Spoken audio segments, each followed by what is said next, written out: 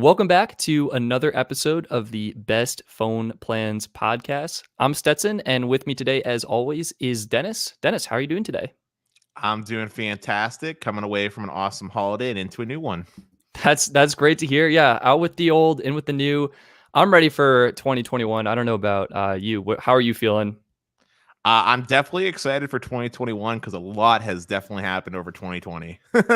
It's it's so true. A lot has happened, and yeah, actually, maybe we can segue that into some of the things we saw in the wireless space this year, because I feel like it was a pretty big year from wireless, right? We got new plans from did everyone but T-Mobile announce new plans this year? So that'd be AT&T Well, T-Mobile and had the Internet Essentials plan that was oh relative. yeah, good call, Dennis. So I think all the major carriers had new plans this year. That and they also had the $15 2 gig plan as well this Yeah, year. So yeah, yeah. every So carrier had new plans. I think did AT&T, they added the HBO Max bundle this year, right? Yeah, that was Elite. I think AT&T Elite was this year actually, and then Yeah, they also so did mix and match this year. yep, AT&T Unlimited Your Way. That was huge. I mean, that was overdue, where you can now mix and match your AT&T plans. Way more competitive, kind of goes up against Verizon. And we also saw new plans from Verizon too this year, where they introduced new plans. I think better naming, but I don't know, Dennis, what do you think about these names? They're kind of ridiculous. It's Start. No, those were the old names. The new names are Get Unlimited, more, play more, Do do More. more. Listen, Verizon, I feel like caught a bad case of AT&T and is doing some real confusing marketing. I mean, what is the difference? I mean, literally, I was looking at the Get More and Play More Unlimited plans, and the Play More was just a worse version of the Get More. Like, it was cloud storage, but no Hulu and Disney Plus, but they're the same price point. Yeah, Verizon, got to get your act together with these plans. I actually agree with you. I thought the new plans seemed great to some degree, but I actually thought they were a little bad because Verizon made by default all the plans defaulted video streaming quality to 480p, which is kind of a bummer. 720p on the better ones, though. Well, that's the thing, Dennis. You actually have to go into your account and enable 720p. Oh, so the same thing T-Mobile and AT&T do. Okay. Yep, exactly that. I think to save on network bandwidth. And then they actually dropped the amount of priority data that was in their top tier plan down from 75 gigs to 50 gigs. So now they're all the same. They did do that. They did indeed. Well, I guess that would lead nicely into a big question of this year. Okay. Um, as like a nice recap to tie things off for people that are going into 2021, what do you think? Who had the best family plan basically of this year? Oh, wow. That's such a great question. And, I think that depends because, if you're an AT&T customer, all of a sudden they got way more competitive because you could have one line of unlimited elite, right? You could get your HBO Max, and then you could drop your other lines down to unlimited extra or unlimited starter and save a couple bucks a month on your bill. So I think that was a great option. I think T-Mobile killed it. I mean, because all taxes and fees are included. And then Verizon's always been pretty competitive. You could always mix and match your plans. And I think they added some great perks with Disney Plus, Hulu, ESPN Plus, and with Apple Music for their top tier premium plan. See, However, oh, yeah, I'm gonna pick one right now. I'm gonna go with T-Mobile. And the reason I'm picking T-Mobile is all taxes and fees are included. And I think just the price you get for 4 lines of Magenta is such a good value compared to what the other offerings are. What's your take, Dennis? yeah, I don't even think it was a competition this year. T-Mobile literally had it hands down because not only did the taxes and fees included, but they did 2 free line deals this year. They did one earlier and then one around Christmas. That's still I think they did 3 free line deals. I might be so, mistaken on that. so yeah, I mean, literally this year, if you would have got T-Mobile at the beginning of the year, got 2 lines, the other 2 or 3, based off what Stetson just said, would have been free. So like you could literally be rocking like a nice 4-line family plan right now for like a nice smooth $120. Like that's great value. And unlike with like the mixing and matching AT&T stuff, these can all be like some nice like Magenta Plus lines we're talking about. So T-Mobile, hands down, as far as plans are concerned on the postpaid side for family plans, has got the W. Yeah, I Um, agree with that. Now, what about on the prepaid side? Because that's your bread and butter, Stetson. Who do you think has the best family plan on the prepaid / MVNO side? So this is a great question. I think there's a bunch of great options that emerges here. On the T-Mobile network, I think Metro is another compelling offer because they're a little bit more budget focused and they do include Amazon Prime in one of their plans. But I will say for the cost of multi-line, when you kind of break it out, it's basically like around the same price as Magenta. So I almost feel like just bumping up to get priority access on the T-Mobile network would be worth it. In terms of the prepaid landscape, I actually want to give a shout out to Mint Mobile because they launched their Mint family, I believe it was this year. And you can now, it's not really a family discount, so to speak, but you can now just easily manage multiple lines under one account. And maybe it's not the best for like 4 or 5 line plans, but for, couples or maybe a family of 3, I think that's a really helpful feature where you can get Mint Mobile's sort of budget, more affordable service and make it easier to manage for multiple lines. Let me give you a guideline so that way you have a more like focused point when I say family. Let's just go with a Sure. family of 4 as the standard, since that's Sweet. usually where carriers tend to have their best price, and we'll stick to a family of 4.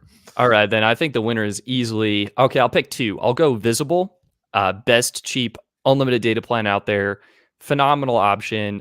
Party Pay was great. The downside is that billing is still separate between the accounts, but when you're getting $25 per line for unlimited, and I guess if you have 4 lines, I don't know. I actually don't know if you can like merge the billing together. I'm pretty sure they still say separate. They stay But separate. you could easily throw the same card on all the accounts or whatever. Like it wouldn't be as big a deal in my opinion. And then in terms of the other carrier I want to give a shout out to was actually US Mobile, right? So they launched for the first time ever, they launched a multi-line discount. So you can get 4 lines of their unlimited all plan, which I've covered is actually a 50 gig plan on the Verizon network. And they offer a discount where it starts out at $40 a line and it drops to $30 a line. And then lines 3 and 4 are actually just $20 per line. So the total cost is probably around, they say $110. If you add on US Mobile's taxes and fees, maybe you're looking at like $130, which is still reasonable. And what makes this plan so cool and why I'm giving it the shout out is you can actually pair it with 2 of your favorite perks, right? So with 4 lines, you can pick from a whole selection. They got Spotify Family, Apple Music Family, Apple TV Plus, Disney Plus, Hulu, ESPN Plus, Netflix, HBO Max is on there. And to me, I thought this was a really clever way of a carrier that may not necessarily be able to make the kind of agreements that Verizon and T-Mobile are making, but to be able to find a way to offer these services as perks as well. All right. I can respect those choices. So I'm gonna do mine a little different. I have 2 plans, but they're for 2 different types of family. Okay. So the first one I would focus on is the family that doesn't actually use a lot of cell phone data. The people, that are staying at home all the time now because they got work from home jobs because of COVID, and they're just always around Wi-Fi. For that family, ironically enough, I think the best carrier option for them is one of the cable company options, like Xfinity's mobile service. Oh, yeah. You brought this up. So what makes that a great option for them? So Xfinity Mobile, you buy like a bucket of data, which they got some limited data options, which is kind of stinks, and you do have to have their internet. But they have these data options. So like 10 gigs is $60, but they don't have line access charges or any of that other like fees. Like there's no activation fee. There's not a lot of fees or anything. The only thing you have to worry about on top of that $60 is whatever your state's like E911 charges. Like in Pennsylvania, that's like $1.65 for us, and then like 50 cents of sales tax. So for a family of 4, for 10 gigs of shared data, you're talking like $68 total. Yeah, that's a really good deal. I mean, each person's getting what, like just over 2 gigs, maybe 2.5? Yeah, each person would get like 2.5 gigs of data, which I know is not crazy amount, but for the people who are watching this live on YouTube, I feel like they would definitely use more than 2.5 gigs per line. But Dennis, you brought up at the beginning, this is for people who have more of a budget and light user household. Right. Or more importantly, their usage is more over Wi-Fi. They're not using their cell phone data. And just to be clear, it doesn't have to be divvied up in 2.5 gigs. Like it's a whole bucket, right? So Stetson, if you are the person that needs to use more phone data because you're out and about more and you use 6 gigs, the rest of the family has 4 still to like do whatever with. But yes, this is for the budget conscious family. Like this is like your cheapest, or what I believe is your cheapest option, right? I think it works out to being like what, like $15 per line at that point, right? Like that's a really good price. And it's on the Verizon network, which is cool. But that's for the like light user family that needs like a really cheap bundle. However, on the more premium side or the unlimited user, um, I was gonna say Metro was doing a deal, and I think they're still doing a deal where it's 4 lines for $100. And I would say that's where it's at, going with Metro, because from your testing from your earlier video, Metro PCS's data, I believe when you were doing the testing, had about the same priority as postpaid or higher than Essentials. Was that right? So it's actually at the same tier as MVNO. NVNO, which Yeah. would be So about the same as Mint. exactly, yeah. So kind of like that's where I see if you need unlimited, I think Metro could be a killer deal where you could get Amazon Prime bundled in, 4 lines for $120, 15 gigs of hotspot data, and you're getting Google One storage included as well. But I also feel like, the cost between that and maybe Magenta, I think it is kind of up in the air. I mean, what's great and what's kind of my takeaway for 2020 is we actually saw some fantastic deals and fantastic options from all of the carriers. And since I've been following this industry for the past, I don't know, 8 years at this point, this is one of the most affordable times to be considering a cell phone plan. Yeah, I mean, my big reason for picking Metro is $100 is because it's $100 because their taxes and fees are included, I believe, with Metro, That's right? true. That is very true. And So it's $100 even, which I know that works out to be about the same as the Visible plan that you yep. mentioned, Verizon, but T-Mobile's network management doesn't seem to be as strict as like I, Verizon. Like when you I, were running, yeah. So just to jump in here, I think it's not necessarily T-Mobile's less strict. I just think they have more bandwidth and network capacity. Where I think Verizon's network is congested in more areas, which is why visible customers can have such a poor experience sometimes. right? And then the free Amazon is huge. I mean, who doesn't use Amazon, right? That's true. Although I actually don't have Prime, and I actively try and avoid ordering on Amazon. But that's My just me. my man, as soon as I lived in state college and got to have the joys of like fresh delivery, it was Oh, game over. that'll do it. That will do it. Yeah. So those are pretty good. Dennis, if you were to pick one premium plan this year, right? We had some great options: T-Mobile, Magenta, Magenta Plus, AT&T Unlimited Elite, throwing in the HBO Max subscription, or Verizon's new what do they call it? Get More Unlimited plan with Disney Plus, Hulu, ESPN Plus, and Apple Music. Who do you think is taking the crown for the best premium plan this year? Easily, hands down, AT&T's Elite plan, hands down. Yeah, HBO Max is a huge value. I love that service. I mean, just great content. Like HBO had a huge catalog of already good content from just original HBO. They got the Time Warner content on there with some of my favorite cartoons that I watched growing up, like Looney Tunes. They got new movies coming out now, straight out of theaters, like Wonder Woman. Like HBO Max is great. The plan itself, all in its own right, is great. I mean, 100 gigs of postpaid priority data on the AT&T network is huge. that's 30 huge. gigs of hotspot. That's actually the most in the industry right now. 100 gigs of priority data. There's no other plan I've been able to find. Maybe a business plan that I'm not aware of, but I think 100 gigs of priority data on the consumer side is the most that's currently available. Now, I will just say though, the only like caveat or weakness is if you're someone that travels, then the crown still goes to T-Mobile for their amazing international roaming. However, with COVID going on, and the fact that I don't travel that often, we already had a discussion about other things that you can do. For me, it's AT&T, hands down. No one better. You got good network, great plan. There's no real faults for me in that plan. So Yeah, they I get the think I crown. agree with you. I mean, it does depend on what network works better in your area, but I think in terms of if all networks are equal in your area, I think Dennis, you nailed it. AT&T is crushing it with their unlimited elite plan. Although I do wish taxes and fees would be included, and we actually talked about that on our previous episode. Okay, wait. Next topic. This is interesting. Dennis, do you have a plan that would you consider the biggest bust or the worst plan of the year? You read my mind. Biggest bust for the year. If you don't have one, I have one ready to go. I'm gonna just throw it out to the AT&T like 2 gig offering that they were doing there shortly. But Oh then yeah, that was pretty bad. Wait, do you see? I don't know if you're able to go to AT&T's website right now, but they are sure. offering a 4 gig plan, and oh man, I can't pull up the price on the top of my head.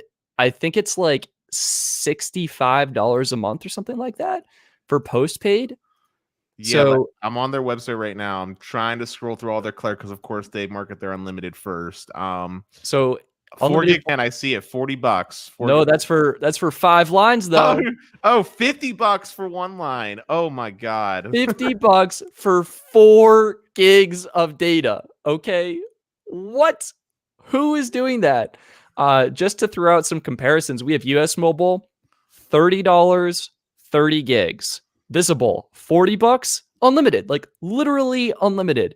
So the fact that AT&T is charging $50 for 4 gigs is an absolute rip-off. And the fact that it only goes down to $40 per month per line for 5 lines when you can get, how much is one of their unlimited plans? I'm $35 for unlimited extra? Yeah, it works out to be the same. And let's not even forget too, man. If you got the discounts for being like a teacher or first responder, you could even get the elite plan at that like pricing of per line. So it's not a good deal at all. That is unbelievable. And this is actually a new, oh wait, sorry, I'm just reading this now. Data overage, $10 per 2 gigs. Woof. Woof. I mean, have you seen Verizon's shared gig data plans, man? They're also terrible. I mean, they're old school with like Verizon's shared data plans are old school where you buy the data bucket and you have to pay like the $20 per smartphone line, $10 per watch. The shared data plans from like the postpaid carriers are just terrible. They're so bad. You know what? I should probably make a video on just how bad they are and just warn people like don't sign up for these. Yeah, so I think the AT&T 4 gig plan is definitely getting a nomination there. The other plans that I want to throw out are actually from Boost Mobile. And the reason I'm saying Boost Mobile is because they were previously owned by Sprint, right? And they Mhm. offered unlimited plans. And these were actually true unlimited data plans, somewhat similar to what Metro is doing, right? Where you got like, I think 35 gigs of the higher speed data. And then once you used over 35 gigs, you were deprioritized.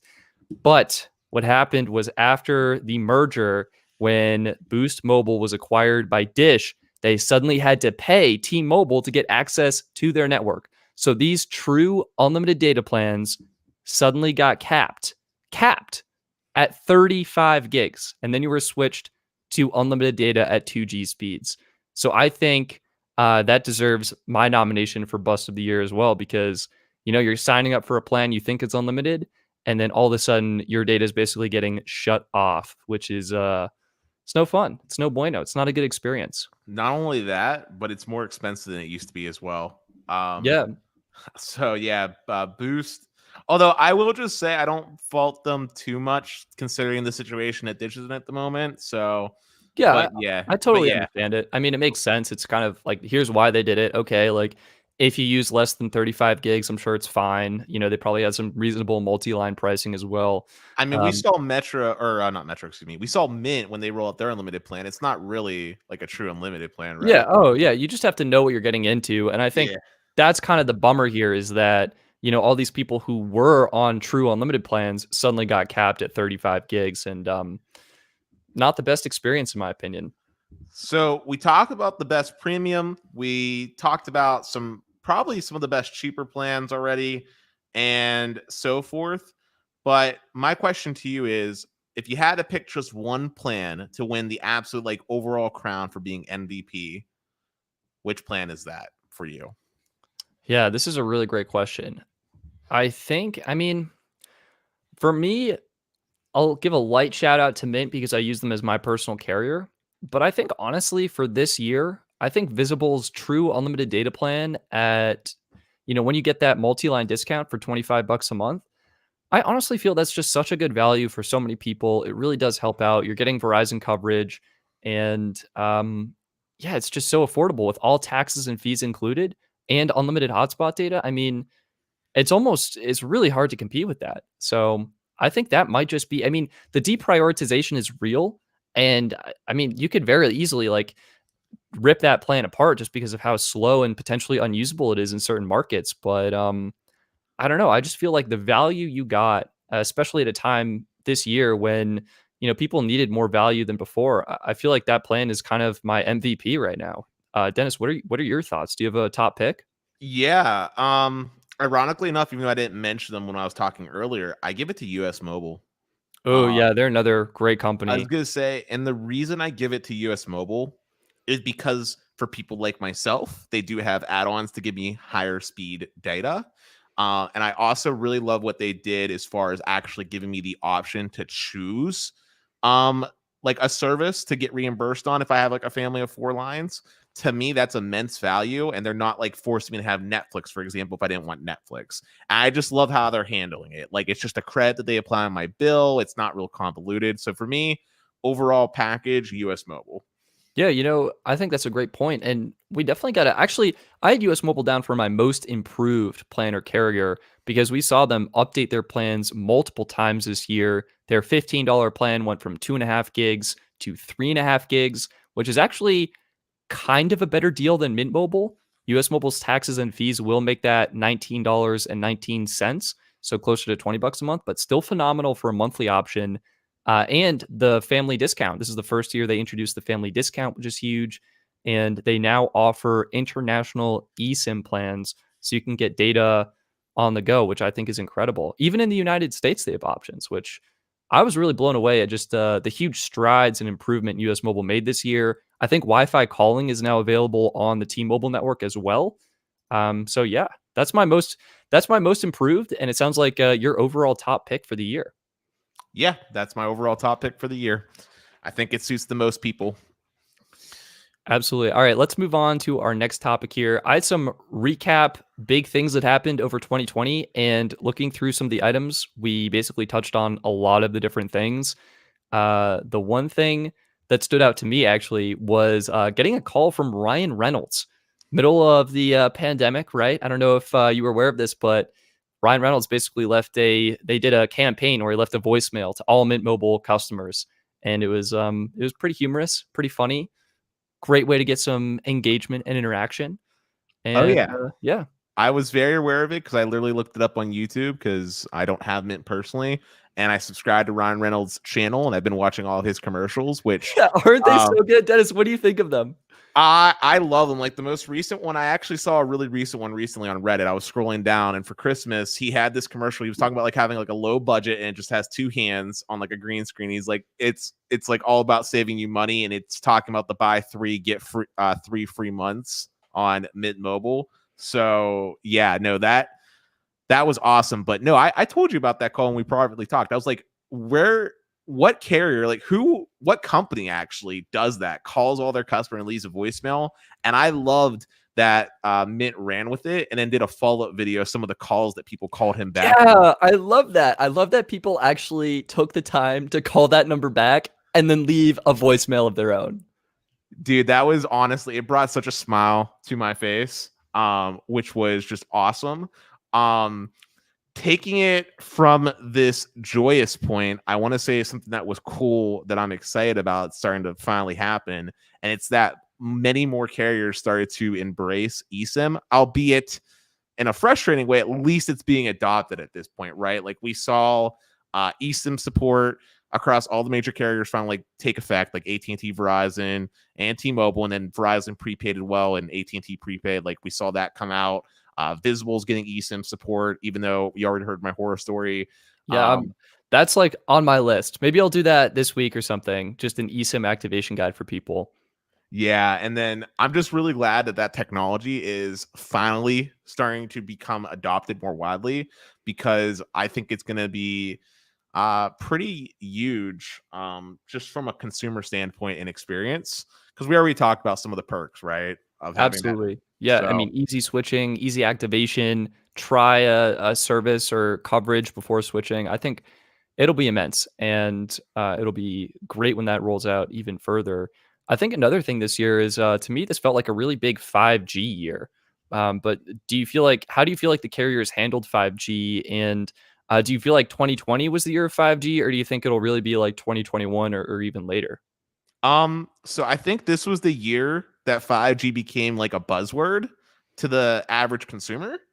I definitely don't actually think 5G is really being utilized in any meaningful way. Like right now, to me, 5G is nothing more than an icon. It's the same way whenever we were going into LT, right? We had that baby step of HSPA plus. Remember when AT&T said we had the fastest, strongest signal 4G network, and T-Mobile was doing their fake, 4G as well. Yeah, That's where I feel 5G is at right now, right? Like they're incorporating bits and pieces of the technology, but the synergy and the things that need to happen to make it actually perform as 5G the standard hasn't happened yet. So this is definitely not the year.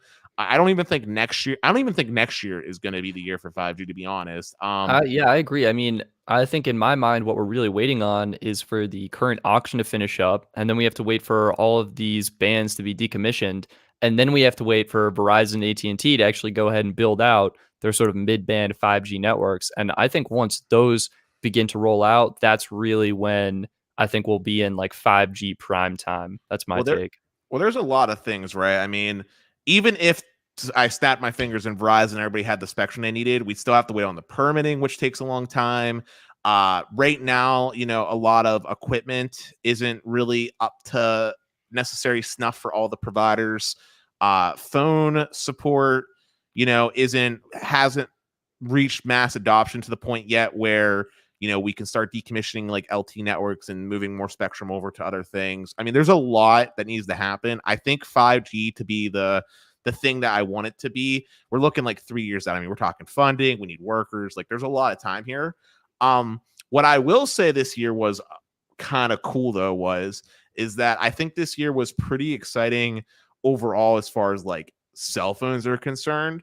Like Apple, had a huge mic drop. They did something that was fairly uncharacteristic of Apple. They made multiple different flavors of their phone, and Apple phones have never been cheaper, right? They got the iPhone SE on the budget side. They got the mini for the people that love the smaller phone. The regular 12 finally has a full HD screen. They finally got away from that Retina display. Yeah, and it's OLED now, which is pretty huge in my opinion. Right. So Apple did awesome this year for phones. Samsung has been doing some cool things for phones. We have, like I think this was the year for like smartphones to finally like catch up and start doing their thing. But as far as like network providers and 5G, I feel like it was just marketing at this point. Yeah, Dennis, I think you summarized that perfectly. This was the year of the 5G phone with 5G in the iPhone 12. We had Galaxy S20 getting great 5G support, and pretty much all of Samsung's lineup, as well as other affordable 5G phones hit the market. But it just wasn't, the networks aren't there yet. So the foundation has been laid, though, at least the foundation is here. Exactly. And when the networks are able to flip the switch and turn on, many more people will be able to connect as they've been upgrading their phones. And okay, here's another thing. What do you think is going to happen with Dish? It sounds like the rollout for the 5G networks may be 3 years down the road. Do we have any idea what Dish is doing? Are they going to be building a network? What are your thoughts on that, Dennis? So from my understanding and news that I've heard from our good friend Sneed, Dish is right now kind of implementing like a virtual like way to manage the network for its network core. And I'm actually really excited for Dish. And also not that I have low expectations for them because I know their track record with actually utilizing the spectrum hasn't been great, but I'm also really excited. Like it's not often that a network or a company gets like to have like a fresh start. So like when Dish does do their rollout, they don't have to worry about the hassle of decommissioning old stuff, right? They're just starting from scratch. They can start with the latest and greatest, kind of like what T-Mobile did when they first rolled out LT, right? Like T-Mobile was so far behind that when it did finally come time for them to deploy LTE, they were doing 4x4 MIMO. They were early to HD calling. So, anyway, I was getting off topic. Sorry. So for Dish, I do think they're going to deploy the network because they have to. Right now, I don't think it's going to be anything meaningfully fast, though, because they kind of got, I believe they're currently in like a lawsuit with the Department of Justice right now about Spectrum, and they got other things to worry about. Yeah, that sounds about right. But I am excited to see what they'll do. I do think that they're going to mainly be utilizing the T-Mobile network for like the foreseeable future, the same way T-Mobile relied on AT&T's roaming for a long time there to fill in coverage gaps. But I can see Dish becoming pretty prominent in certain urban, like localized markets, the same way we see carriers like US Cellular thrive in like a regional sense. I think we might see Dish begin to creep in that approach, focus on urban and then expand out to rural America as time goes on. I'm really hoping they're able to pull it off. I think the industry could use another competitor. From my understanding, Dish does have the spectrum, so if they're able to deploy it in an effective manner, they could make something that's really awesome. So I am rooting for them and hoping that we can connect to Dish. It'll say Dish in my iPhone status bar in the top corner or whatever. But yeah, I think I'm excited, and I hope it works out, and Dish is able to make something cool here. I mean, I will just say I'm really excited to see what they do with plans because they have a lot of good assets, right? Like they got Sling, the streaming TV service, which is relatively affordable. It's a skinny bundle. I'd be really interested to see what they end up coming out with as far as like a premium bundle to add value, right? Like I feel like they can incorporate that a little bit. And also, Dish, generally speaking, has usually been pretty geared towards being like cost effective, like the bargain option, like Yeah. in their bread and butter cable space, right? So I'm hoping they'll do something similar to that. Kind of feel like the Sprint niche to control prices from just skyrocketing up as soon as T-Mobile's agreement ends that they had for merging with Sprint to not Right, raise right. rates. And But honestly, to some degree, Dish almost is doing that already. I mean, my understanding is they have access to the T-Mobile network at a ridiculously affordable price, and they're able to offer that in terms of the new plans we saw from Tang, super affordable. And even though I was roasting them earlier, Boost Mobile for new customers at least, Dish did announce some really competitive plans there as well, where it's like $15 for a gig, like $25 for 5 gigs, things like that. So I do you hope they think can. Yeah. do you think Dish is going to have a hard time convincing people that they're a cell phone provider now? Oh, 100%. I mean, I think when it comes to a major provider, right? A lot of companies, I feel like Verizon, AT&T, and T-Mobile, I feel like they just throw money at TV ad spots, sponsoring events, really getting their name out there. Dish is going to have to go up against this, right? And I think they're going to have to allocate some of their budget to just like letting people know that their network exists. But at the same time, they also need the network to be good. So if people choose to sign up, they stay customers. They don't immediately switch back to Verizon or back to AT&T. So I'll just be interested to follow this story, and I'm definitely keeping it subscribed to Sneed Mobile Tech on YouTube and his Sneed Mobile Tech podcast, so I can stay in the loop. And I wish I could say that would be linked in the video description, but I will definitely have it in the show notes if you're listening to the audio format of this podcast. So Stetson, I've had enough of talking about 2020 at this point. Okay, I Let's hear look, you. let's look into the future a little bit. Do you got any New Year's resolutions for yourself personally for the year of 2021? That's a great question. I haven't, really spent too much time thinking about it, to be honest with you, because to me, the end of the year just sort of came out of nowhere and jumped. I've been really focused on a lot of the end of the year videos. I'm working on editing one right now that I'm hoping to get up today or tomorrow, which I'm excited to share. But I think, in terms of personal goals and resolutions, I'm thinking of trying to develop better sleep patterns and habits. I know my sleep schedule personally has been kind of a wreck recently in the recent weeks. And so I feel like developing a routine. And then I also had this idea this morning. I wanted to incentivize myself to work out. So I made this objective where, all right, if I work out maybe 60 days in a row, I can buy myself the AirPod Pros and things like that. But yeah, I mean, in general, I'd say get on a regular sleep schedule, work out on a regular basis, maybe 4 days a week or something like that. Or if I do my 60-day challenge, we'll see how that goes. And yeah, that's kind of my personal goals right now. Do you have any New Year's resolutions or objectives going forward into 2021? Yeah, so 2021 is going to be a big year for me. Going back to school to get my master's, so Nice, investing in Dennis. myself again. Um, my house is being built. It got pushed back to being completed in March, but going to be a first-time homeowner, so that's kind of cool. Looking forward to all the responsibilities that come with that, That is and super exciting, Dennis. Congratulations. and then hopefully 2021 will be a better year for the economy so I can continue to grow in my career path and continue to get even higher paying job. That's the big goal with me going back to school, try to get even higher paid position within my company or maybe end up being a lucky devil and working for Verizon or someone and get some free cell phone service.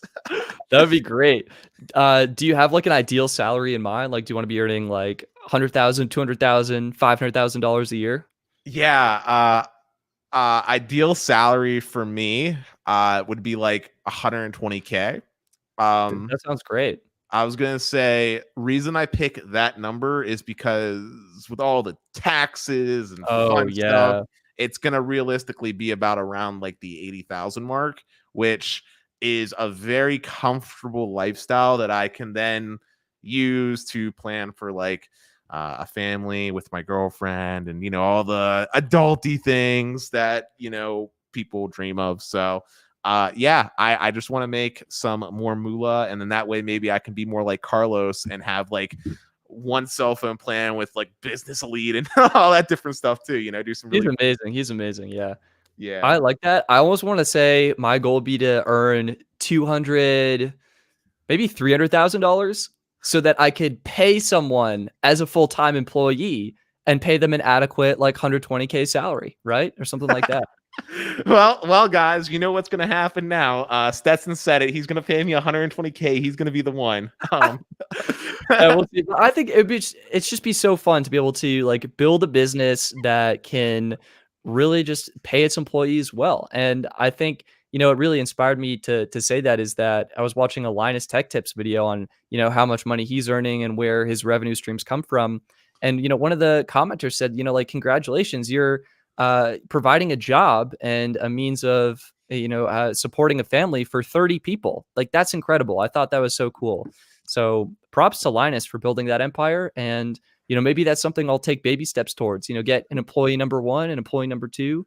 We'll see what happens. Well, Stetson, if we're talking business talk, you know what? It's bad I didn't even think about this, but honestly, if we want a goal for the channel, I'm hoping that 2021 will be the year that our podcast like really takes off. Maybe we could get.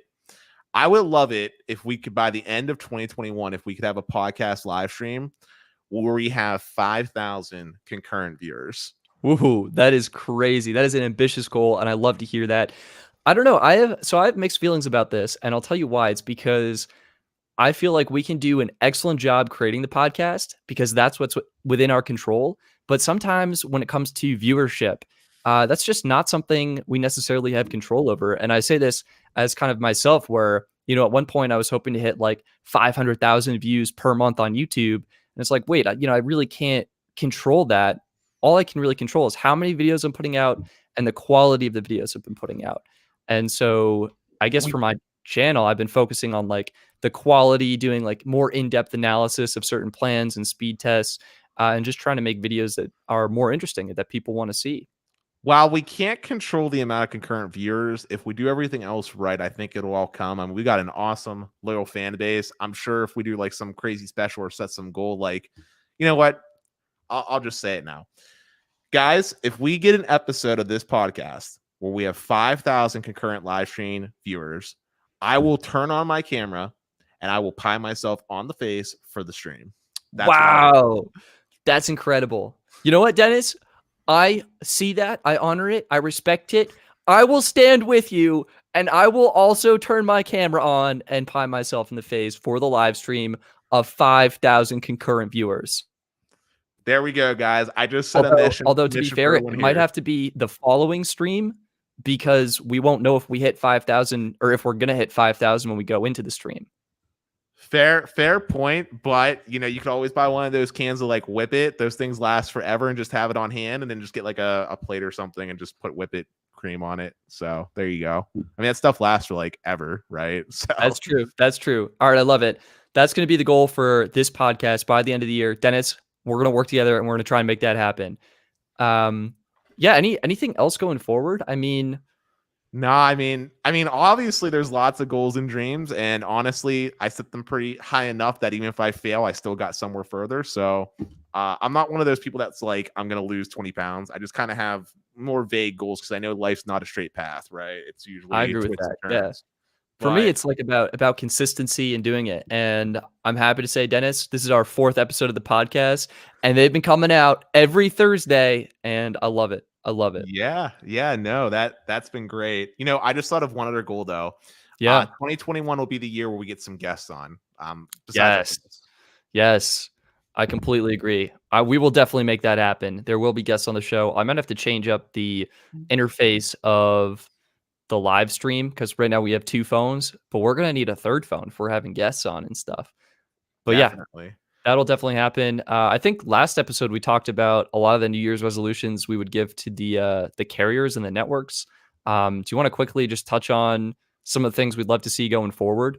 Yeah, we can recap that. So my big thing for T-Mobile was make 2021 the year of focusing on their network and infrastructure, basically. My network resolution for Verizon was to focus on their plans because they're not really that competitive anymore, as far as the plan itself is concerned. And then for AT&T, I believe my network resolution for them was improving their customer service. I believe. I think it's just customer service, app experience, website interface, all that bundled in one. But let's go on to a fun topic because you had a pretty good one. We both mutually love this YouTuber. He goes by MKBHD. You want to tell him about what he did for the end of the year? Yeah, so every year, MKBHD Marquez Brownlee does his annual smartphone awards video where he goes up and he gives out awards to his top picks for the best phones in certain categories. He's got best big phone, best compact phone, best camera, best budget phone, the biggest bust of the year, and the MVP. And something I was thinking about is like, what cell phone plans would go great with these different phones, right? Because, Marquez doesn't really touch on this in his reviews, but some of the phones he actually does review don't actually have great support here in the United States, right? So, one of the phones, the best big smartphone, the Xiaomi Mi 10 Ultra, right? It was made for the Chinese market. And it's actually missing a significant number of bands in the United States. It only has 1 out of 8 5G bands, band N41. It's got just 6 of 15 LTE bands, and it's not a great option for anyone who lives in the United States. So I thought that was kind of interesting to kind of look at, what bands different phones are supporting and which ones do have the best support for the different networks. If you're, in the cell phone space, you want to be able to switch networks at any time that's convenient to you and things like that. But yeah, Yeah. what were your thoughts on his video, on his picks, and of the phones? I guess which one do you feel is great for someone who's into network technology? Okay, so my thoughts on the video are I love it. His camera quality or his cinematography skills are just incredible, right? Yeah, And just the production quality is amazing. As far as my thoughts on his picks for phones, I thought they weren't bad. If you're just judging it on the phone and hardware. yeah, Um, like for your example of the big smartphone, like the Xiaomi Mi 10 Ultra, definitely no bueno as a US citizen, right? Like that phone, the only network you can pretty much use it with is T-Mobile, and even then you're getting a half-baked experience. So probably wouldn't go with that. But you were asking me what the best pick was overall for the year as far as phones that came out. yeah. I mean, Um, maybe we can talk about just our picks. Like, what are your highlight phones that you feel stood out to you that you really liked? okay. Highlighted phones for me were Pixel 4A 5G, I believe. Okay, okay, That was a really nice sweet spot. I enjoyed the stock Android. I loved that it had eSIM support. It had a lot going for it. I mean, and in fact, when you were doing your 5G ultra wideband testing on the Verizon network in your market, I believe, if I remember correctly, it did a better job staying connected to the millimeter wave cell site than your Galaxy S20 did. If I yeah. remember. I'm actually not sure what was going on there, but it's true. I was using the Pixel 5 in that instance, and it was connecting. It had a better signal reception in that particular area. So that's definitely one of my picks. A second pick of mine, and I'm gonna be very specific here, is gonna be the S20 plus 5G. And I'm being specific because the Ultra had the camera problem, and the base S20 lacked support for high Yeah, frequency The millimeter wave. Right. How could So they do that? That's my question. I'm not sure, but Budget reasons. I will say the S20 Plus 5G, which is one of the phones I personally use, is another pick from mine. I think this was an all-around great phone from Samsung. It had great battery life, good camera, the 120 hertz display, which stinks that you can't have it at UHD resolution and at the 120 hertz. You have to pick like 1080p and 120 Yeah. hertz or the other. But this phone was phenomenal. I think it was very well executed, especially with the mask going on. The fact that it has a fingerprint reader. I'm very pleased with this phone. And then finally, the last phone that I'm going to throw out there is for people that are Apple lovers. And for me, 12 Pro Max. Best iPhone I've used in a long time. It actually blew me away in a surprising way. The cameras were probably the best. I can't believe I'm saying this, but I think Apple has the best cameras to date on the 12 Pro Max. They're that good. The video is on point. Photos are on point. It's a great all-around camera phone. Screen also really great with that Samsung panel. The speakers are loud and crisp. It's just a really well fleshed out phone, and I was really impressed with that. And then of course, it has the widest band support of pretty much all phones that have came out. Right, it's going to work anywhere you go. So those are my 3 picks. Yeah, I love it. I think those are great options. I would probably do Pixel 5 as well. I thought it was such a great phone from Google. It was a little bit more mid-tier focused, but it had millimeter wave support, came in at a great price point, great camera, great software experience. I love the fact they went with the classic fingerprint reader on the back. I think that's an underrated feature that I almost wish would come back in the landscape of cell phones. So that was great. The S20 Plus, I actually want to give a shout out to Samsung. I had no idea about this, but going into like, as I've been exploring and dabbling in with network testing and testing network performance, I love that on Samsung phones, you can actually go in and select exactly what LTE and 5G bands are enabled and disabled. I think that is so cool. And I don't think other phones are able to do that. Am I mistaken there? I feel like more Android phones should, but I'm only aware of Samsung phones doing that at this time. Um, Other phones can do it. Basically, Samsung makes it the easiest though to get into service mode. And Samsung, because they're a more popular phone compared to maybe some of the other Android companies, tends to get more third-party support. Like I'm sure you saw that there was actually a cool developer on the App Store that came out with an app that made it even easier to change your band selection. It's literally just called Samsung Band Selection. It's just like a little color wheel.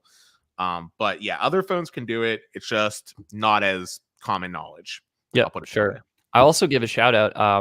I don't know about you, Dennis. When I pre-ordered my S20 Plus just to do the unboxing video, ended up keeping it, and I think I spent like $1,200 on it.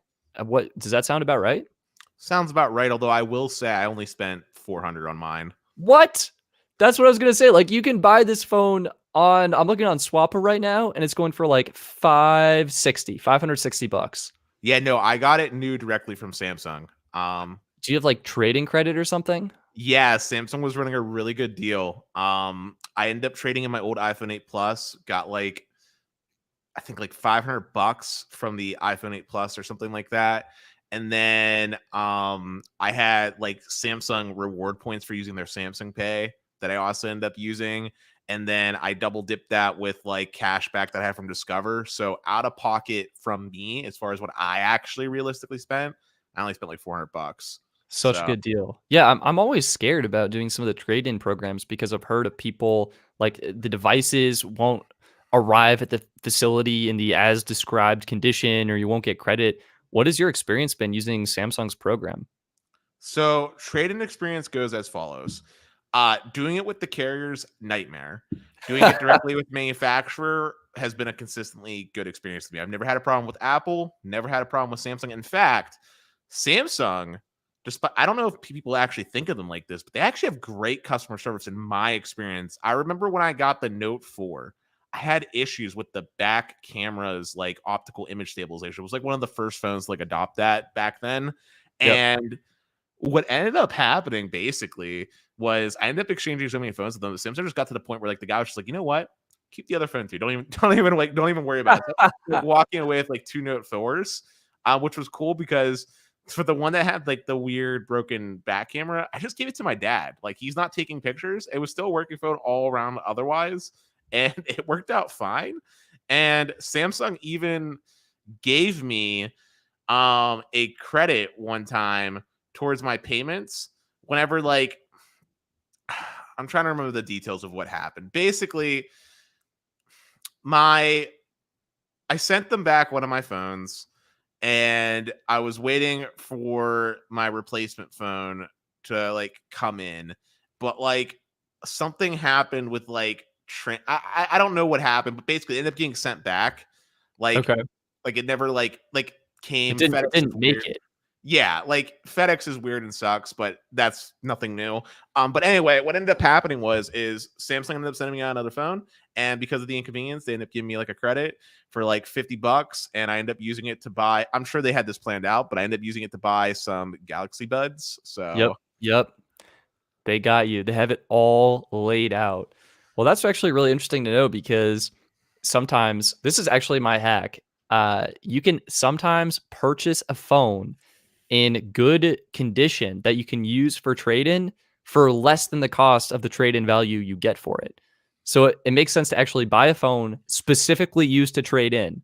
yeah, I might AT&T this year, man. Oh AT&T my this year. god, it was so good. They're still doing good things, man. You can get an iPhone 11 for $10 a month finance, and they're doing $700 off, I believe, on the new 12 Pro Max still.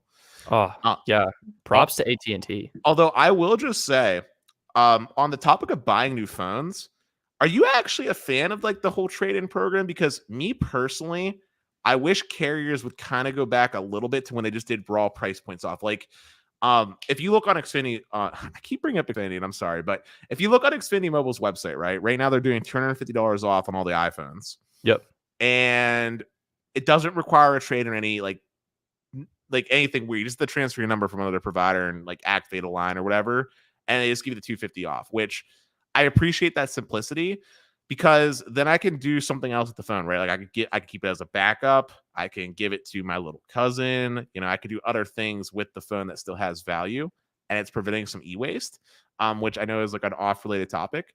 But also, with Xfinity right now for going into the new year, I believe it's only if you order online, but if you order internet and then you activate their cell phone service, they're doing a deal right now on the iPhone SE where you can get an iPhone SE for free, so $400 off, and stack that with like a $200 Visa card, so like $600 that you get, and then you're still getting like an extra discount on the internet side as well because you get like $10 off if you have their cell phone service bundled. So like from a value standpoint, it ends up working out to be about the same of like what companies like AT&T are doing, but I don't have to give them my old phone, which still has value to me, right? Like I can still do something with it. I could probably sell it to someone and get more in cash than using it as a trade-in sometimes. So I don't know. What are your thoughts on trade-in programs? Like, do you like that, or would you prefer if carriers just went back to the old way of saying, like, stick with us for 2 years and we'll give you the phone for like $100 or whatever they subsidize it as?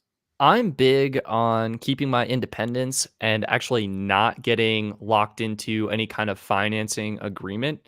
So I can certainly respect, people, you're on a family plan with Verizon, you've been with them for a while, they have great coverage in your area and you're going to continue being a Verizon customer.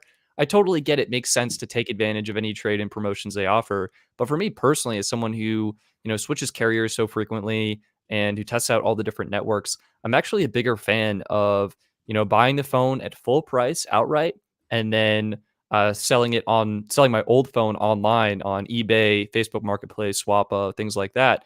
Just because for me, I feel like it works out better and I appreciate the extra flexibility. And to your point, with what Xfinity Mobile is doing, it sounds like the device is basically there's probably like a 60-day lock because they use Verizon for coverage and that's typical on the Verizon network. But yeah, just getting the phone outright and being able to do whatever you want with it. I think like I'd rather have deals that are less value, but provide me that like $100 off a phone versus $700 off, but I'm locked into an agreement with an expensive plan or something like that. That's my I, take. I gotcha. Yeah, I do appreciate the freedom of what you're talking about. But on the same token, well, I'm not going to look at things with rose tinted glasses, because I remember when you used to get in those contracts, you used to just jack up your rate anyway while you were finding or getting the phone subsidized, so it wasn't really a deal.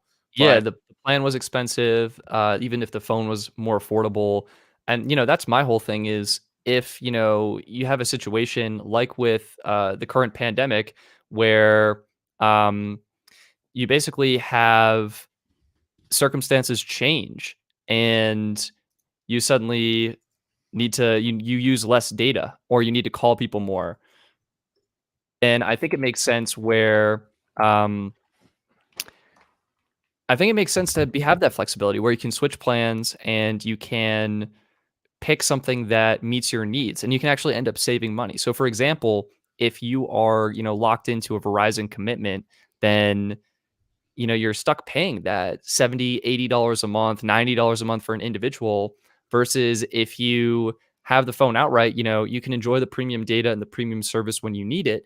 But suddenly, if you don't need it, you can switch to a more affordable plan. And to me, I think that's really where the value is, where you can potentially save, $50 a month or even more.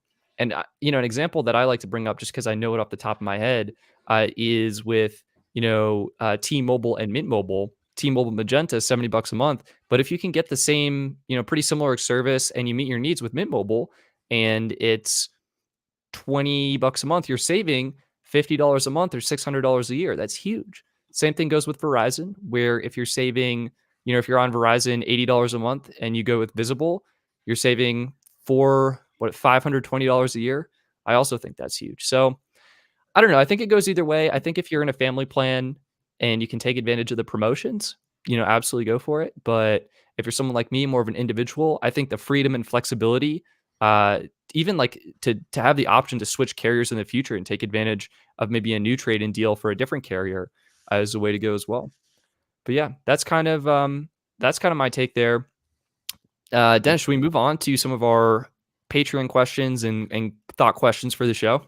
I want to talk about recent news before we do that real quick. Oh, that is a great point. Yeah, what happened in the news? Actually, some pretty huge things recently, right?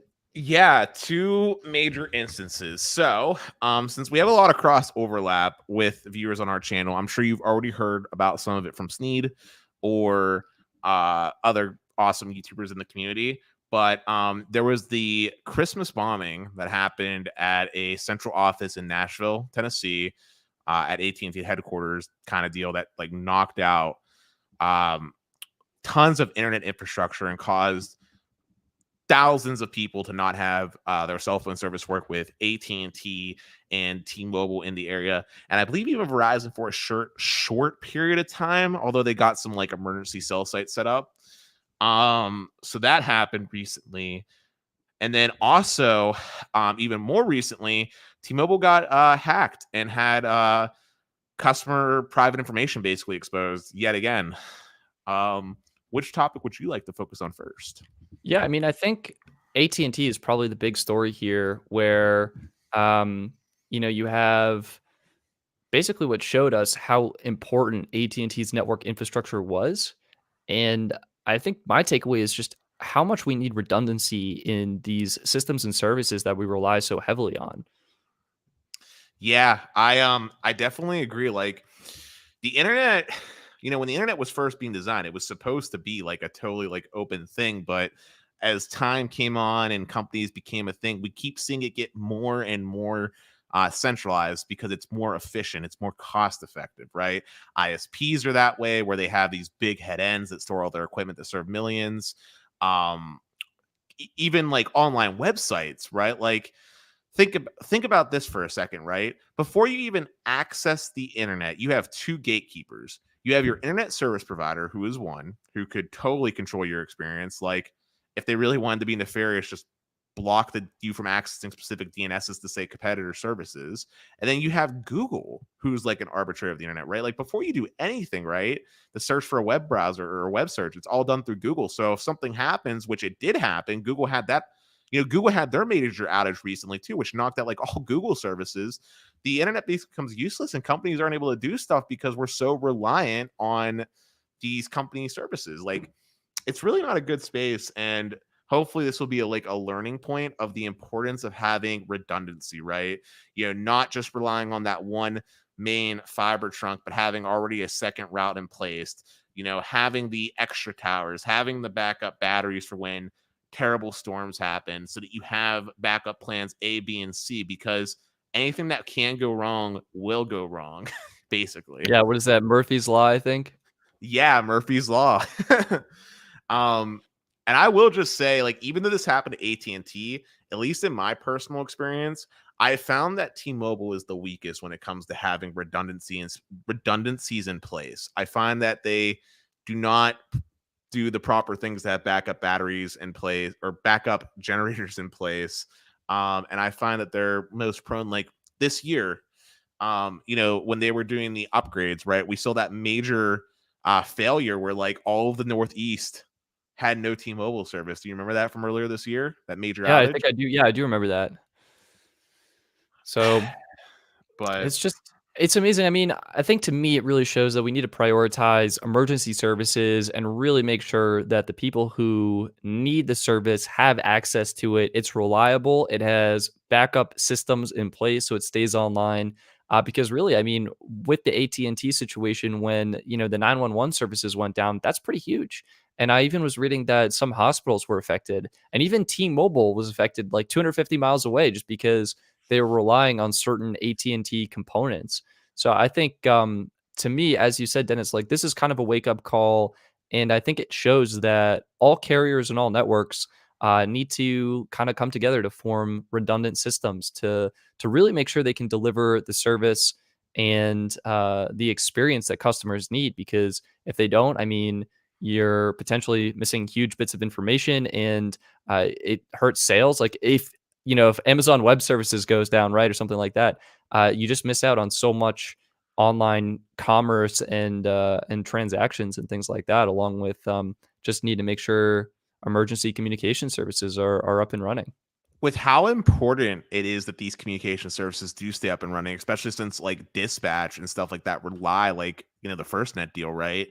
Do you think that the government should possibly step in and basically make all the cell phone networks like utility companies and ISPs like utility companies instead of we having this private market of like this oligarchy, right? Do you think the government should step in and basically be treating it almost like national defense, basically? This is an excellent question. I think for me personally, I feel that the government could be doing a little bit more in this area. I mean, to me, having internet access is a lot like having access to clean water. It's just it should be a right for everyone, and I think it's so important and fundamental to our society that I want to make sure everyone has internet access at an affordable price point.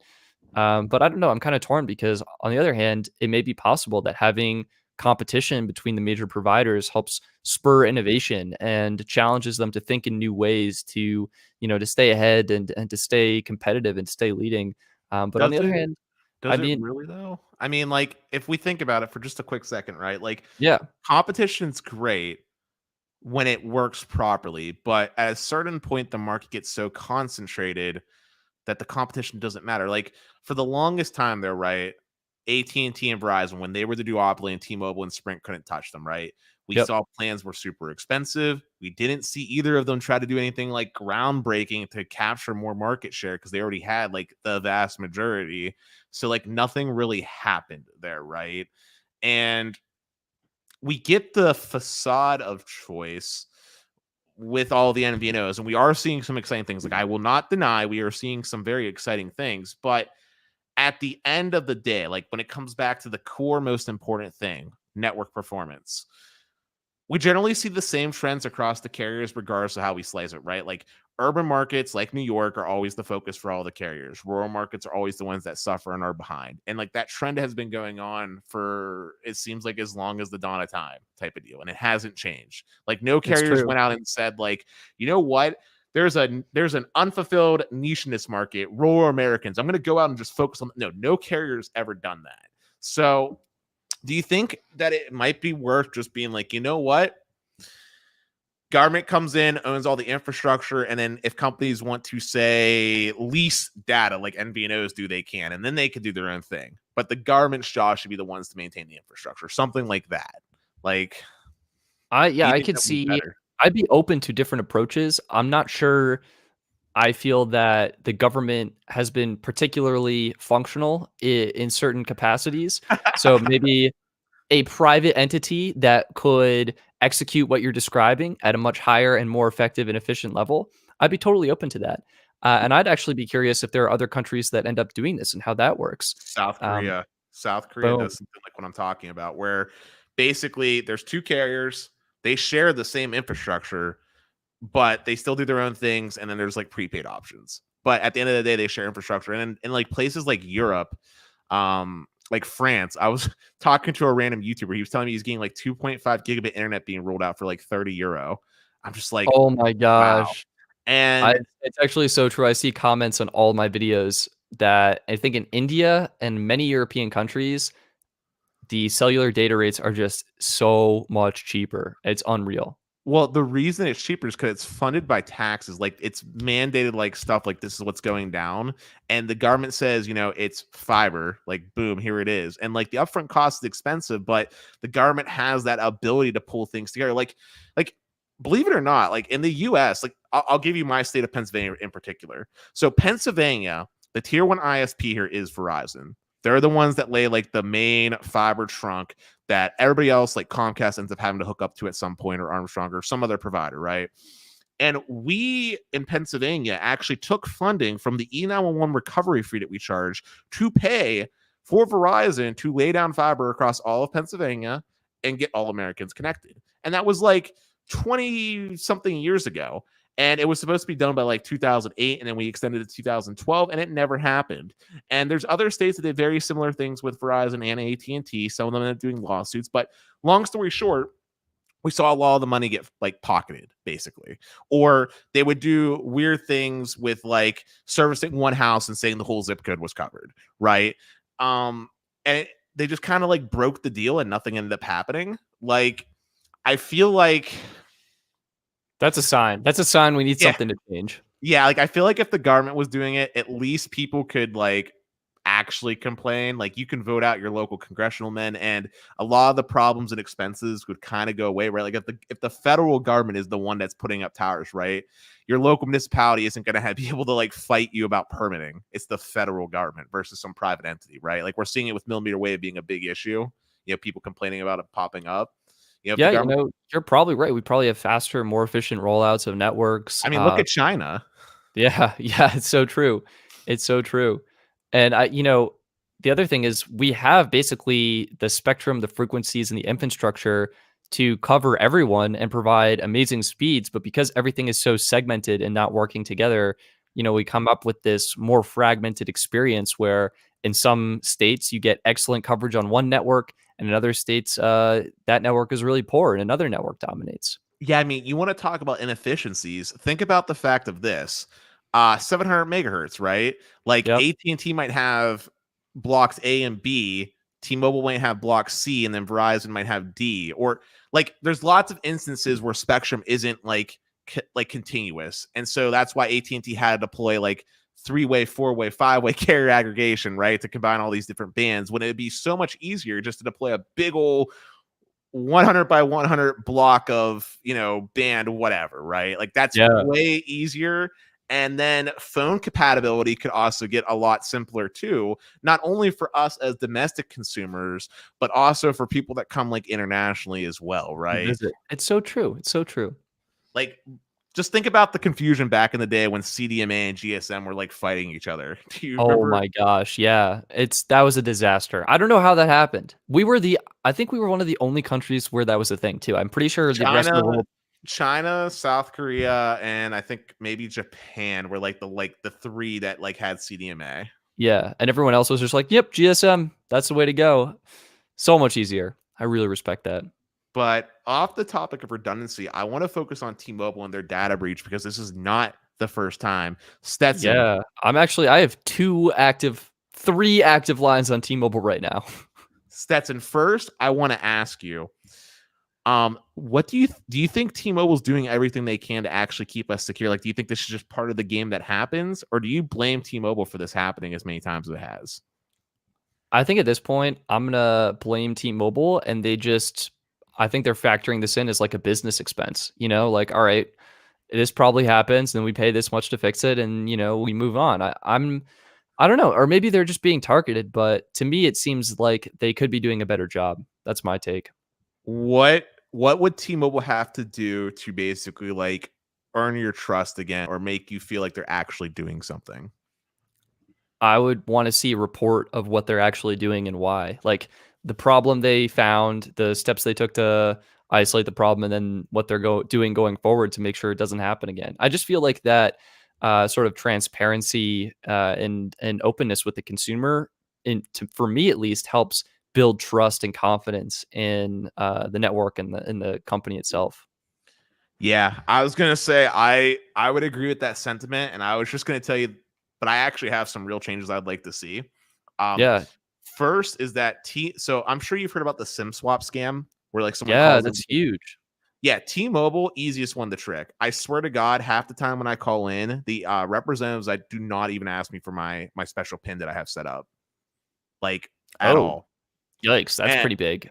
and I remember when I was like activating a new SIM card when I got like my new phone, they didn't send me like a text, like a simple like two-factor text that I have to read them a code. Like that would be something really simple that would really help a lot to, like having multiple layers Prevent of that. security, to prevent that would be great, right? Like I don't want someone just to be able to call in and be like, I'm Dennis, and then my last name, and just be like able to do whatever they want on my account. So I think it starts just with like simple training and enforcing just basic procedures that other carriers already do. Like with AT&T, anytime I want to do a major change, I have to go to a store and show them my driver's license, like in the store.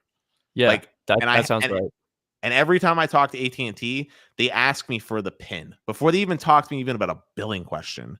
I have to give them a pin. So like AT&T, for example, has got a lot in place. I like what they do. They might have one or two reps that don't follow the rules perfectly, but at least AT&T is like doing stuff, and you don't typically hear about them getting breached. Verizon can't speak because I haven't had them personally, but T-Mobile to me very laxed about the security approach, and I feel like they should be doing better. Two-factor authentication should be mandatory. The PIN should be asked every single time. For SIM swap exchanges, I feel like an in-store visit should be required. I know it's highly inconvenient to people to have to visit a store, but I feel like that's like the only like sensible way to do it outside of having, like I said, some form of like multiple authentication if you did ship it or something. But yeah, I don't know where else to really go with that. If you want to talk about Patreon, now I feel ready. Now Now's a good time to do it. yeah. Yeah, I think we can segue into that. So we had one Patreon question today. So first of all, thank you to Breaking Data for submitting an excellent question that I really appreciate and actually made me smile this morning. The question is, what is one non-tech item that makes you happy, or what's one you can't live without? And I took it upon myself to define a non-tech item as something that didn't have a power button, because as I was going through, I mean, there were so many things that I enjoy that are just tech related. I mean, I love technology. I think it's so exciting and it's so fun to use. So what I ended up settling on was actually this bonsai plant I have. So it's a rock juniper bonsai that my friend gave me when I moved into my new apartment in Longmont, and it's really nice. It's cute, and it just makes me smile every time I see it. It sits on our dining room table, and I water it once a week, and it looks epic. I love bonsai plants. So that's my one non-tech item. That's kind of like a peaceful Zen-like item that I really love and enjoy, and brings a smile to my face every morning. Dennis, do you have an item that's non-tech? This was actually really hard. Like I spent a good amount of time thinking about that. Yeah, But do you have one? I was thinking about it in my car, and I was like defining technology in my head. I'm like, technically, technology could be something like a knife, but I'm glad you added that stipulation. Um, but I'm gonna do it in two ways. I'll say one that makes me happy and one I can't live without. Um, One that I can't live without easily is my glasses. um, Oh, that's a great one. I was gonna say they give me the power of sight, and I thank God every day that I was born in the 21st century and not like the 1900s or something, because I would be like blind, or it'd be probably expensive to the point of me not affording them. So thank you, God, for glasses. And then one non-tech item that makes me super happy. You're gonna laugh about how simple this sounds, but it's my bed. Um, Oh, that's great. I love that answer. um, I have this nice queen size bed. It's something I like. I didn't get to sleep in a queen size bed until I was in college and I got my first like apartment to live in because it came with one. Oh man, Dennis, that's And before me. I'm not even in a queen size right now. Wait a minute. but let me just say, my man, it changed my life. And now that I actually got to buy one, it is amazing. I curl up in it. It's my safe space. Everything is fine. It's warm and toasty, and I the amount of comfort and love that I feel for that mattress, like I could easily, if I could somehow find a way, stay in it all day. So I love my bed. I think I'll add a second one to mine, and it's Settlers of Catan. That has got to be my favorite board game of all time, and I've gotten countless hours of enjoyment playing Settlers of Catan with my friends. And so I think that's going to be my number two there behind the bonsai. I feel like mine were so lame in comparison. I'm sorry, breaking data. No, I thought they were interesting. They're good. I mean, sometimes it's just the simple pleasures of life. You got to take time to appreciate and enjoy. Okay, so next question and final question for this show was you have $100 to spend on phone service and subscription services. Everyone's looking to get a subscription service, Netflix, Hulu, things like that. My question is, what plan and what subscription services would you get with a budget of $100? I'll let you go first, Stetson. Yeah, so my approach here was to go lean on the cell phone plan and then to just load up on all the services. So I did the math out, and you can pick up, or I can pick up US Mobile's 3.5 gig plan for $20 a month. That's going to include taxes and fees.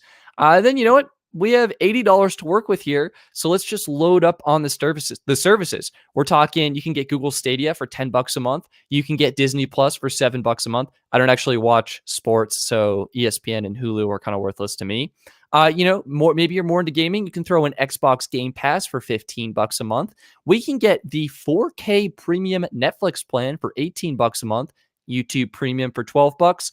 Throw in some Spotify for our music, and I think we've got an entertainment complex that is well built, well rounded, good movies, good TV shows, and good games. Total coming out to about $92 a month, add in the taxes and fees, and I think you're at that $100 mark. So that was my approach. I would go lean on the cell phone plan and then just load up on all of my favorite services.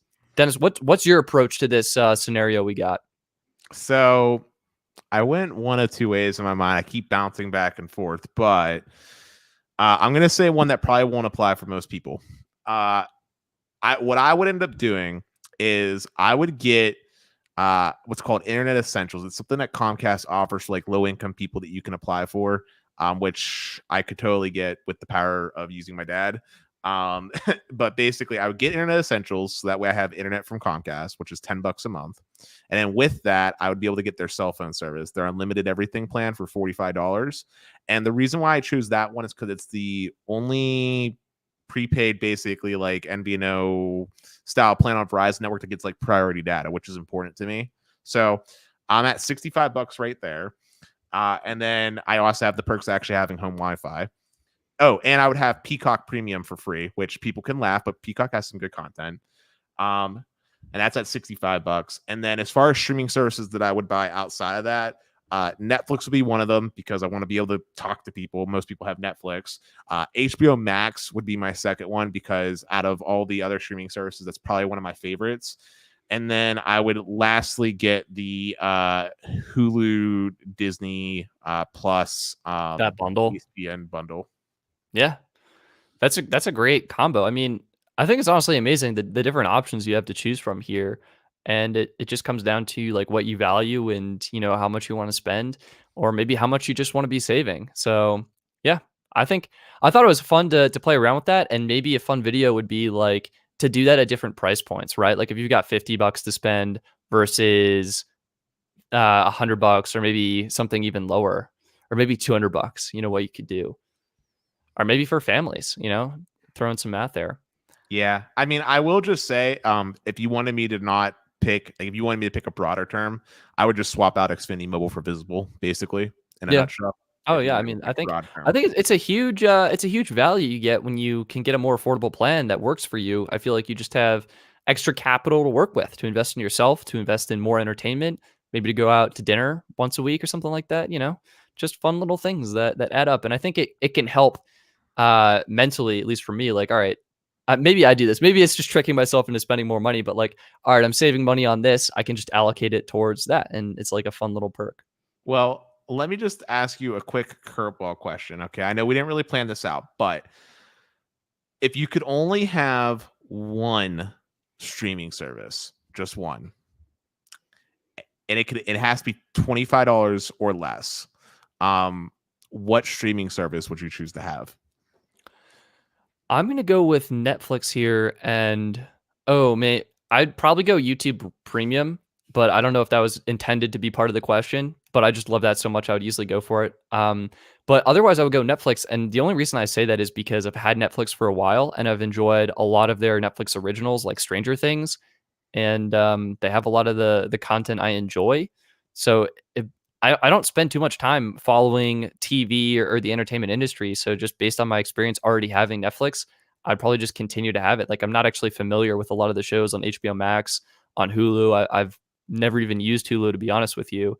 I think like once they had something. So it's got to be Netflix for me. That's my go-to. Dennis, what's your preferred? I feel like it's HBO Max. Yeah, I mean, HBO Max is just so good. It's just so good. I was gonna say, ironically enough, I've actually been watching a little bit of Netflix. In fact, before we got on this podcast, Netflix has season 6 of 60 Days In, so I was binge watching that show. It's a tough call. It's a tough call indeed. But I honestly, despite what I always say about Netflix, would probably pick Netflix. Only because they do have a mix of like TV series that come off of like live cable, and you know that I like some of those live TV shows and those series. And then, like you said, they do have some good Netflix originals. I mean, there's a lot of bad content, but then there's some diamonds in the rough. Like House of Cards was awesome for a long time there. Stranger Things is another good one. Netflix is beginning into anime a little bit with some Netflix original animes. And I was watching like something about like the Dragonborn Prince or something. It was made by the people that made like Avatar the cartoon. And like I binge watched all 3 seasons of that recently. So I'd probably pick Netflix as well, only because they have a more wider variety of content than HBO Max in that sense, right? Yeah, absolutely. And I feel like a lot of people have Netflix, and I think you just kind of alluded to this earlier, but it's kind of a conversation point talking about a show that's on Netflix or something like that. So it's almost just nice having, so you can relate to people in terms of going through the same TV shows and journeys with them. Yeah, and the only other reason I say that is because I've watched Netflix less than HBO. I have more things that I can find. Like I've already watched The Sopranos. I've already watched Game of Thrones. I've watched a lot of stuff that HBO has to offer already. So a lot of that stuff is like nostalgia for me. Netflix has a lot of stuff that's newer that I haven't seen yet, and they've been really diversifying their portfolio. I've been seeing a lot of comedians even make their way onto Netflix, which has been kind of cool. Yeah, I like their strategy. I mean, basically, we're entering a streaming wars where the way to diversify yourself is to make crazy licensing deals and then ultimately to make your own original content. And I think that's been cool to see and fun to enjoy as a consumer. Do you? So here's an analogy I was going to say, and you tell me if I'm off the mark here. But the way I look at things is like this: Netflix is almost like its own entity, and a lot of these streaming services that are coming out are almost like cable television channels because their content is so specifically focused. Like Peacock is all NBC stuff, so stuff you would have found on like channels 2, 4, and 11. HBO Max, the bulk of their content is HBO stuff, and then the Time Warner content that they got. Disney Plus is all Disney Channel, basically, in a nutshell. And then you got like CNBC and like basically what I'm trying to say is a lot of these streaming channels or streaming services to me just feel like if I had a cable bundle where I was flipping through TV shows, and Netflix is the only one that's actually doing like all types of different content. Yeah, the heavy lifting. I don't know. It's nice. You have the choice, you have the flexibility to choose what you want, and I just wish it were easier where content wasn't shifting around so much because I know like The Office is leaving Netflix today. And I just wish that element was a little bit easier for consumers to follow and understand. But otherwise, I appreciate the flexibility and the options. On that topic, by the way, I'm surprised when you were talking about your ideal content bundle, you didn't mention any free streaming services like Pluto or Peacock or anything. Like, I'm Yeah, surprised. I don't even know those existed. I'm not in the streaming landscape. Dennis, I don't even have a TV yet. I ordered one. It was supposed to be here today. It wasn't. It's coming on Monday. Wait, well, first off, we need to touch on that, but pause. You're not aware of Pluto TV? I feel like everybody knows about that. No, I've never. Literally, this is my first time hearing about them. Okay, so Pluto's like this like streaming service. It's like live cable, but it's all ad supported, and they got like 900 bazillion channels, and they literally got channels that just 24/7 run the Brady Bunch or something, or like channels that run like anime. And I mean, like, it's literally a free just streaming service, like with live channels. Like, you don't get, your locals or Fox News or something like that, but like they have other alternative news things like Cheddar or some other stuff to get your news content. But it's pretty legit. But hold on a second. You still haven't got your TV from B&H that you ordered? Yeah. It was it's been a journey. What's going on with that? It was like it took them a while to just ship it, and it's a really big item. So I got a 65-inch TV, and they shipped it with I forget the name of the company, but it just took a while for them to actually ship it, and then it shipped right when the holidays were around. And so the 5 to 7 business days has basically extended it, where, the Christmas holiday was in the middle, and now we have New Year's Day right at the end here. So yeah, it's coming on Monday. I scheduled the delivery, but I'm super excited either way. Stetson, I thought of another quick question. Okay. Last one. Then we're going to wrap this up and do a Patreon exclusive live stream. Okay. Yeah. My last quick question for you is this. Remember we were earlier talking about promos and the free T-Mobile lines? I was just going to ask you if you took advantage of any of the T-Mobile lines, specifically the one that ended today. I don't actually have a T-Mobile account that was eligible for that, so I was unable to take advantage of any of those promotions. Dang, same in my boat. Sorry. But guys, we've pretty much reached the goal of what I set for about an hour and a half for today's podcast. I think me and Stets are going to call it so that we can do a nice special Patreon only one-on-one talk with us. I really am glad and thankful for everybody that came out to spend some time with us on New Year's Eve. And I really just want to say that I hope that you and all your family can stay safe and enjoy the holidays despite what's everything is going on. And I look forward to talking to you guys come next year. Stetson, you have anything else you want to say to the audience? Dennis, that was a wonderful conclusion. Yeah. Happy New Year, everybody. Here's to 2021. I'm super excited to have you part of this channel, part of the Best Phone Plans podcast. And I can't wait for more exciting content to come in the near future. Thank you to everyone who's supporting me on Patreon. If you're interested, you can join there for exclusive perks like a monthly live stream, as well as I have a behind the scenes video I'm actually getting ready to share pretty soon there. So yeah, appreciate everyone's support. Want to wish you a happy new year. And that's going to be it for this episode. Thank you all for listening. I'm Stetson. And I'm Dennis. And we look forward to talking to you in the new year. Take care, everybody. Bye-bye, guys.